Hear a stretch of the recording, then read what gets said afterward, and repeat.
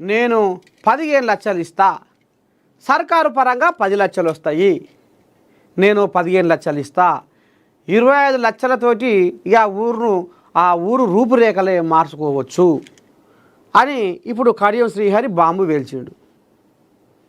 మళ్ళీ అన్న దానికి ఒక కండిషన్ పెట్టిండు.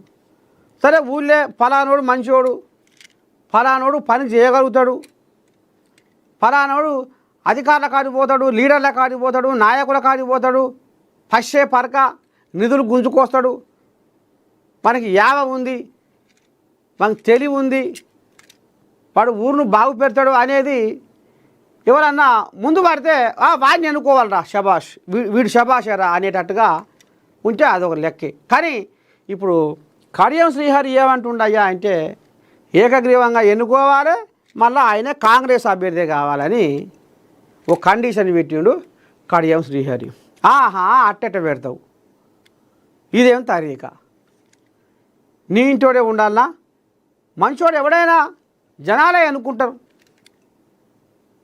అయితే నీ ఈ నియోజకవర్గంలో సర్పంచుల మీద, ఈ సర్పంచుల ఎలక్షన్లలో ఇక నీ వల్లే ఉండాలి, నీ మాటే సాగాలి, నీ తోవల్లే నడవాలనా అనేది నువ్వు కంకణం కట్టుకున్నావు కడియం శ్రీహరి అని కొన్ని కోల్యాగలు లేంకలు కొడుతున్నాయి. ఇంకో ఇది కథ. మొత్తానికి తెలంగాణ